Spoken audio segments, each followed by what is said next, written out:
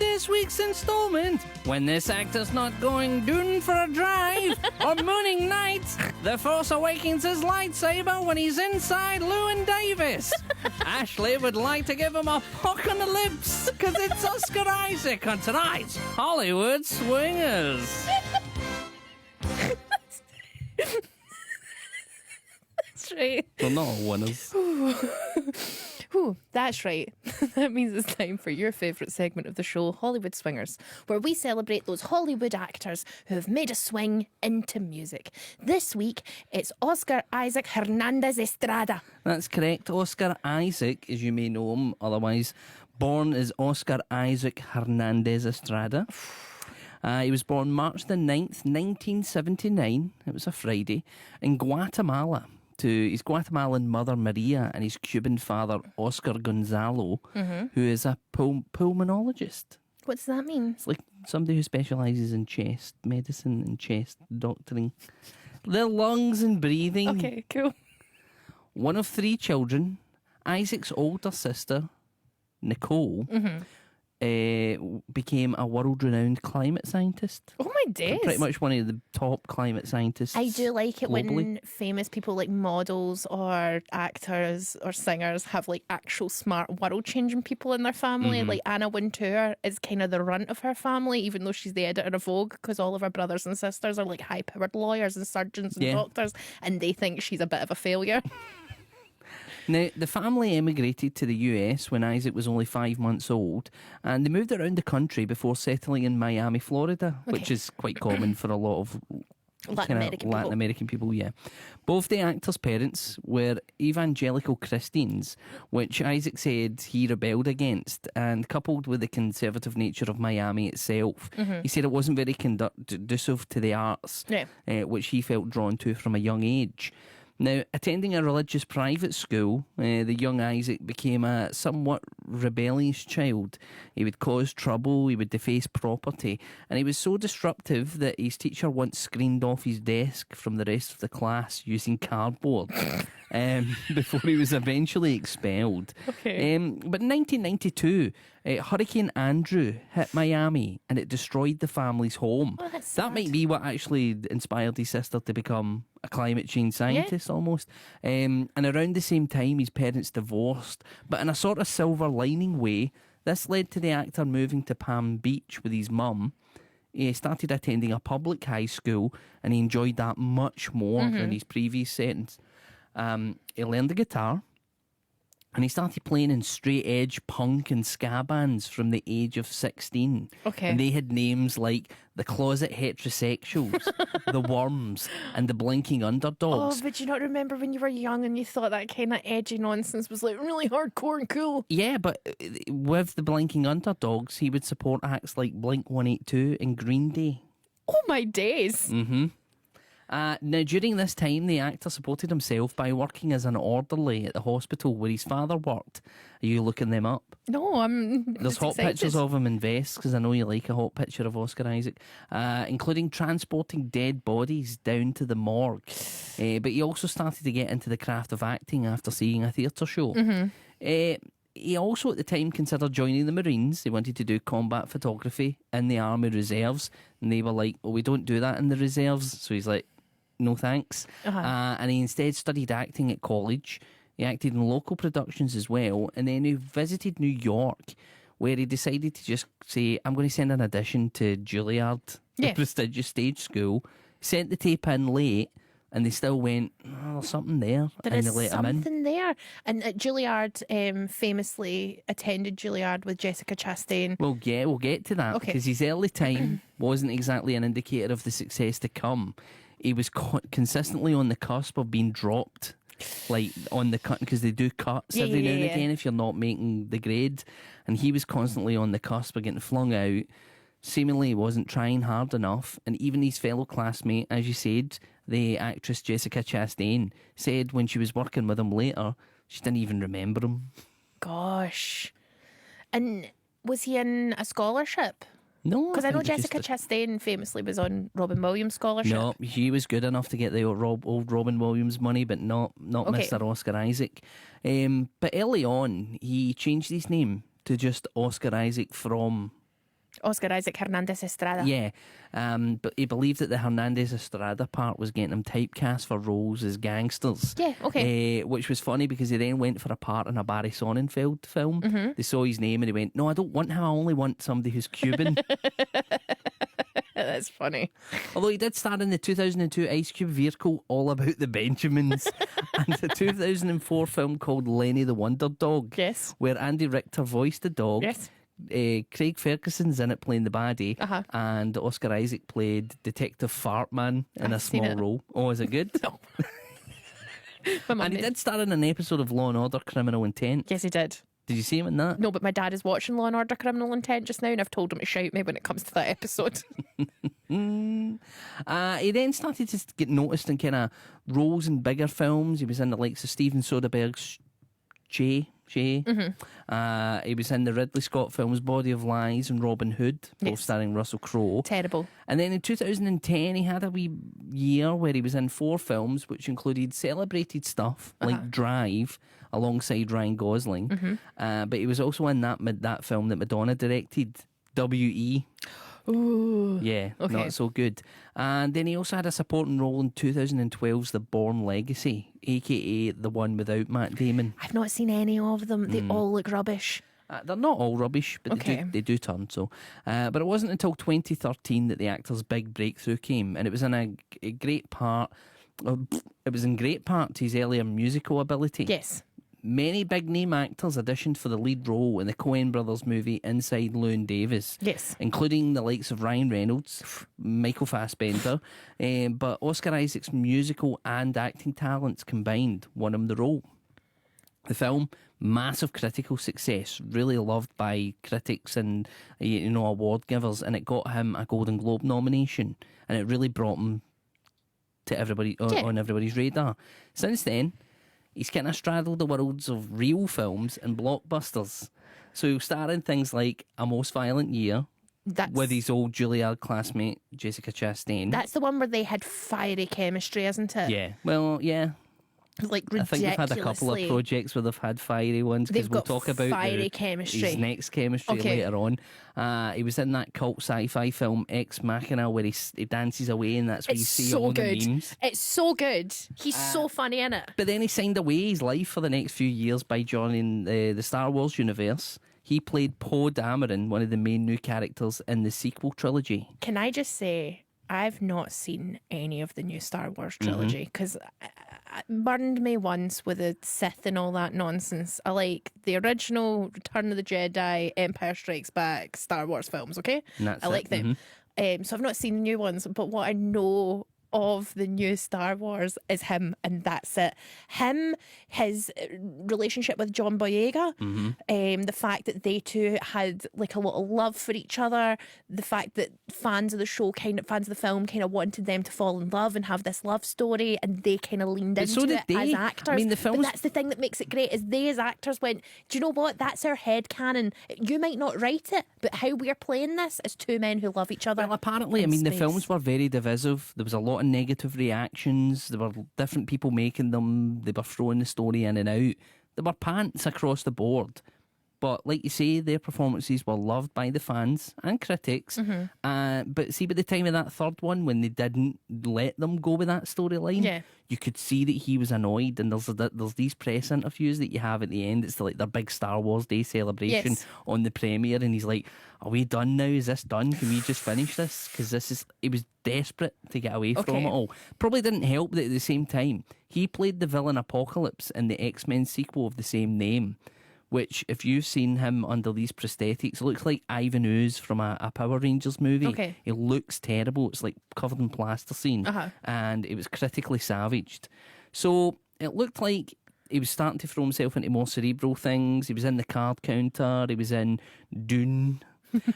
He was in that TV series Scenes from a Marriage. What where was his name in Dune? It was something weird, like Digestive Biscuit. A treatise. It was like something a treatise. Okay, no, I'm getting him mixed up with big Jason Momoa, because he had a name like Garibaldi or something, didn't he? Oh, you'd need to look what it was. I can't remember. It's a name that's a biscuit. But then that's the picture that you like, the red carpet for that Scenes from a Marriage with Jessica Chastain again, where Oscar Isaac, for some reason, just sniffed her armpit. It doesn't sniff her armpit. She's got her arm over Oscar Isaac Hernandez Estrada's shoulder.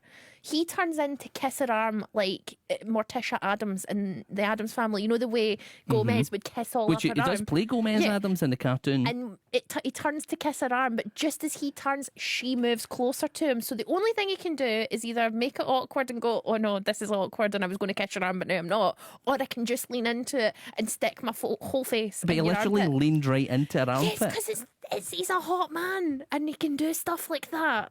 Anyway. Ever a glutton for punishment, though?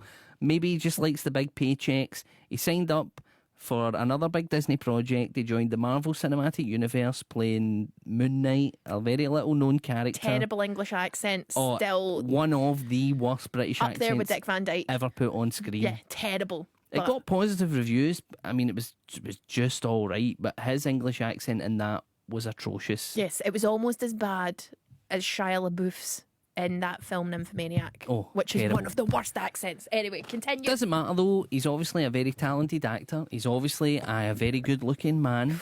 Many of his fans call him Daddy, much to his amusement. And he's best pals with Pedro Pascal, who's another also guy Daddy. who's called Daddy. So they're obviously living their best life. Yes. But now to tonight's song. It obviously has some musical ability. I could have played something from Inside Llewyn Davis. Yes. Or even a track that he released just last month. Uh-huh. But instead, we'll go to 2011 to play a special request from Ashley herself. Okay. Now, why is this? This is from a film called 10 Years. It had a star-studded cast. You had Channing Tatum, Chris Pratt, the wee guy from The Handmaid's Tale, Justin Long, huge big actors. Rosario Dawson, I think, might have been in it. Kate Mara. I've seen this film. I own this film. I bought it. It's a terrible film, but I own it. The only good part of it is Oscar Isaac. Just let me set the scene before you play the song. Not going to play the song yet. Oscar Isaac comes back to his high school for his 10-year reunion. He's wandering about. He's a pop star who's written a pop song, and it's a one-hit wonder. Like, it's a big hit. He's written this one big hit, and he's just popped off as famous. He sees that girl, Kate Mara, or is it Rooney Mara? Kate Mara? No, it's Kate Mara. He sees Kate Mara and she's sitting by herself and he walks over to her. They have this instant chemistry, this instant connection. He goes outside with her. He says, "Oh, are you married?" She says, "No, I don't believe in marriage." He says this really hot thing where he's like, "You don't want to be somebody's wife someday." Don't know why that did it, but it did. They're having this chat. He's like, "Have you heard my song?" And she goes, "No, I don't listen to music." They go into the bar. He says, "You should have just said that you heard my song." And then he sings the song and it's about her. And I wrote it about her. And here it is. The best I've never had. Oscar Isaac from 10 Years. Hernandez Estrada.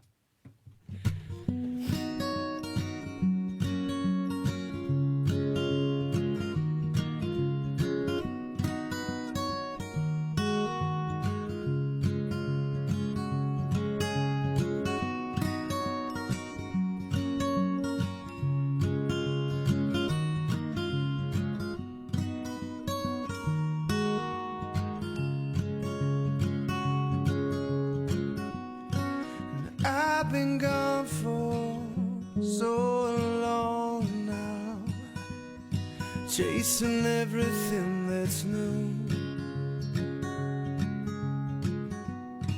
And I've forgotten how I got here.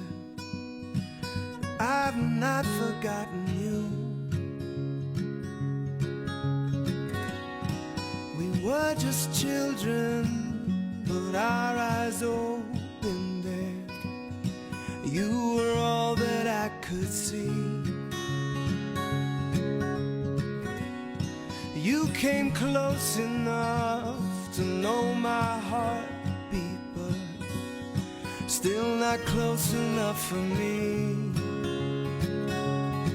Through the good times and the bad, you were the best I never had. The only chance I wish I had to take. There was no writing on the wall, no warning signs to follow. I know now, and I just can't forget. You're the best I never had.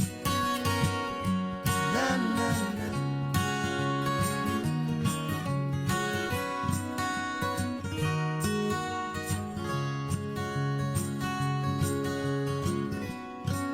And in this motel, well past midnight, when I'm bluer than a bruise, you come drifting in through the half light in your funny yellow shoes.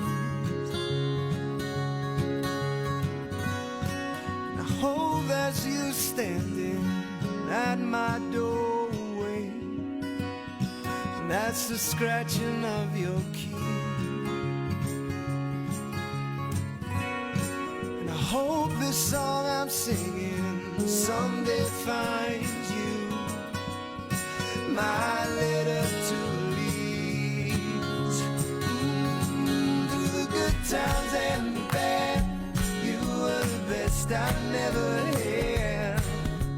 The only chance I wish I had to take, but there was no writing on the wall, no warning sign to follow. I know now, and I just can't forget. You're the best I never had. Na na na na na, best I never had. Na na na na na, best I never had. Na na na na.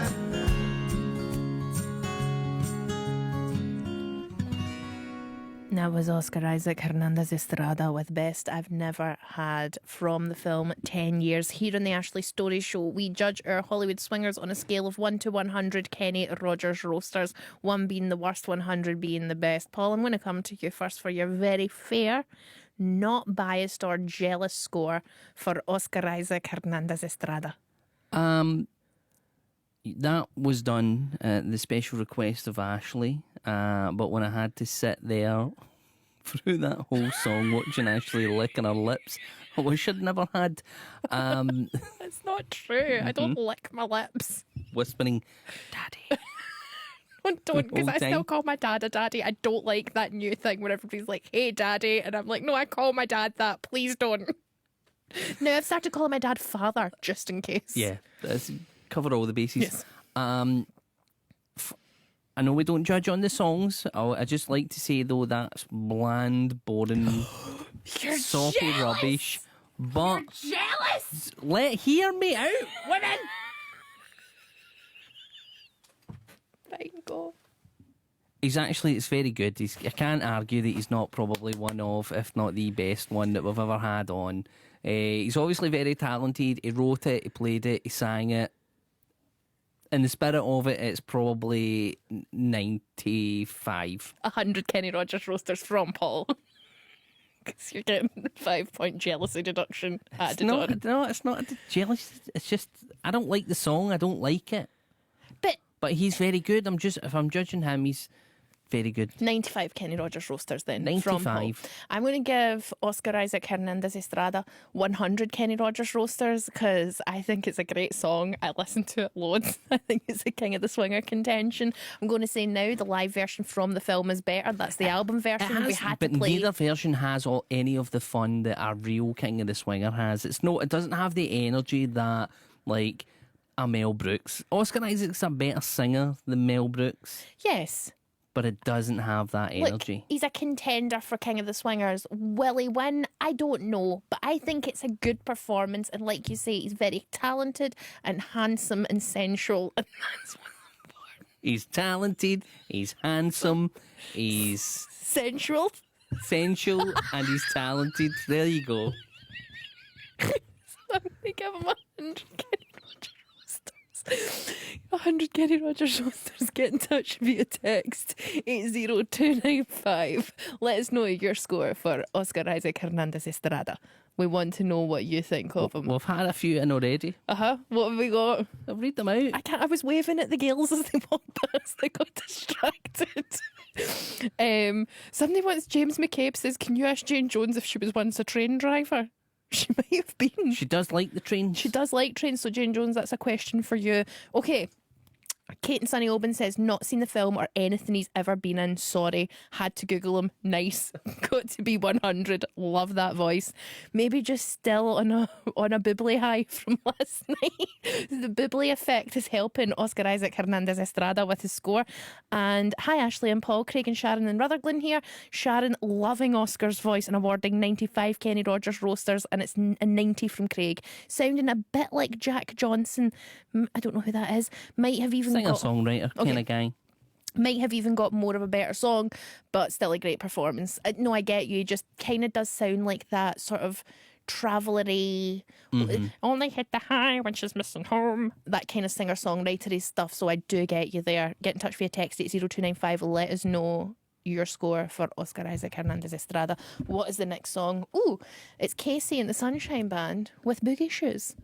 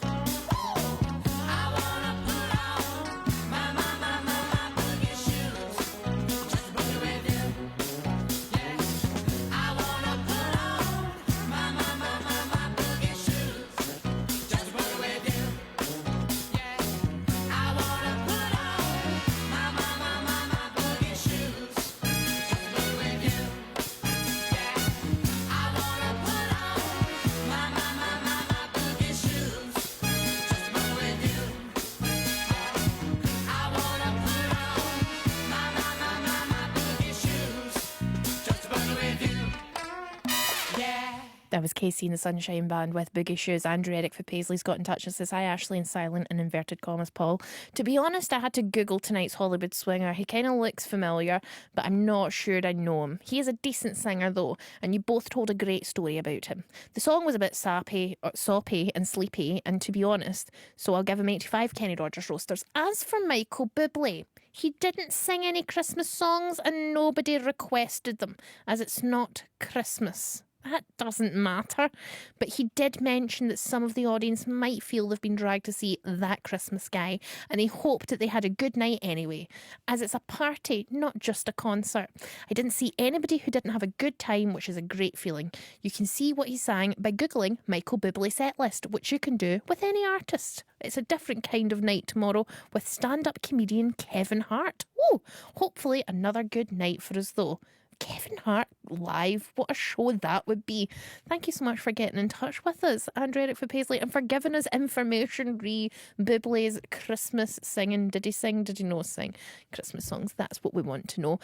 Never heard of this guy, Oscar Isaacs, but I can find no reason to dock any roasters off. So 100 Kenny Rogers roasters. Song's a bit ordinary, says Jane Joan. P.S. Never been a train driver, but I did apply once.